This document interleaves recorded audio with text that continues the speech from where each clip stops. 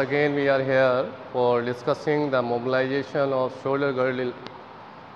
So previously we have covered two joints, that is scapulothoracic and glenohumeral joint. Today we will discuss about the different glide of the acromioclavicular joint. So I would like to give an overview about the this sternoclavicular joint. This acromioclavicular joint. On the basis of joint classification, it is a plain synovial joint and it gives the 3 degree of rotatory and 3 degree of translatory freedom. So it is very important joint for producing a large range of glenohumeral motion. It also contribute indirectly in the range of glenohumeral motion. So let's talk about the glide. Basically, there are 3 different glide which is implemented over the this acromioclavicular joint. That is consists by anteroposterior glide, longitudinal glide. It is further divided in 2 parts. One is cephalic, which is provided towards the direction of the skull, and second is caudal glide, caudal longitudinal glide, which is provided in the direction of the foot. Next slide is postero-anterior glide, which is provided from the posterior to anterior side. So first of all, let's start with the anteroposterior glide of the acromioclavicular joint. So here, first of all, we have to position the patient in supine lying in the middle of the couch. Okay? So this is the position of the patient. Now the position of the therapist will stand by the side of the patient right arm. So I would like to position myself over here and just shift the patient little bit over the couch. And now I am just adjusting my height. Now let's discuss about the glide. It is a technique which is called squeezing or squeeze technique for mobilizing anteroposterior glide of acromioclavicular joint. Here, first the left hand is placed, the heel of the left hand is placed over the spine of scapula, just inferior to the spine of scapula, and right hand is placed over the middle and lateral third of the clavicle, just anterior over here like this, and the fingers of both hands pointed laterally. It will be projected laterally. Now I am just applying the squeezing force over the lateral aspect of the clavicle. Here we just try to mobilize the clavicle in comparison to the acromion process. So this will be the glide. This is a type of anteroposterior type. Okay.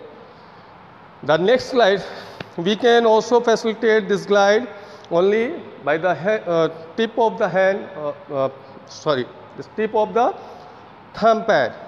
We can place it over the middle and lateral third, just proximal to the joint line. This tip is you can observe it over the superior aspect of the shoulder.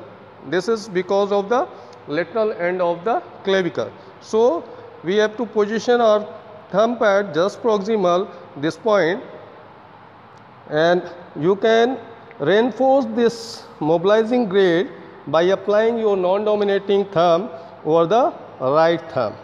So we can also provide this glide in this way. So this is the anteroposterior glide of acromioclavicular joint. Second glide, that will be your postero-anterior glide. All the thing will be the same. The position of the patient will be in the middle of the couch. Only the difference will be in the position of the therapist. Now I have to position myself over by the side of the head. Okay. Here second modification will be either I have to kneeling myself or position myself in short sitting. So I would like to take the help of this stepper, and I am just placing here. The grip will be tip to tip thumb grip. This will be the grip, and it will be placed over just proximal to the acromioclavicular joint. I am again going to place it. This is the acromioclavicular joint. This most prominent part is the lateral end of the clavicle, and this is the acromioclavicular joint. So I am just placing my both thumb pad in a manner of tip to tip grip over here, just posterior border of clavicle at the lateral side. This is the way for providing the postero-anterior glide over the acromioclavicular joint. So this was the second glide which facilitated the postero-anterior glide. Next glide, that is called the longitudinal glide. It is further divided in two parts. One is cephalic glide, which is provided towards the direction of the skull, and second is caudal glide, which is provided in inferior direction. So first of all, for the caudal glide, longitudinal caudal glide, let's come this side. Again, first of all, we have to identify the joint line. So as I mentioned earlier, this is the joint line, this is the lateral end of the clavicle, and this is the superior surface of the clavicle.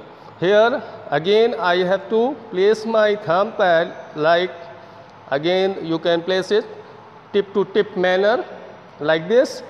The finger will be spread over the anterior aspect of the shoulder, and the right hand finger will be spread over the posterior aspect of the shoulder for providing the stability to the thumb, and the direction of force will be in caudal, or you can say in the inferior direction. The trapezius position will be at the side of the head. So this is the longitudinal caudal glide. Next glide is, again this is a longitudinal cephalic glide, which is provided just applying a force. You have to try to place your thumb pad over the inferior surface of the clavicle like this. You have to mold your thumb pad little bit in the depression at the lateral end of the clavicle like this, and then again you can spread your finger pads both sides of the hand, and you have to again down your elbow also, or you can say the forearm, to provide a proper direction of force like this. So this will be the cephalic glide, longitudinal cephalic glide for the acromioclavicular joint. Okay.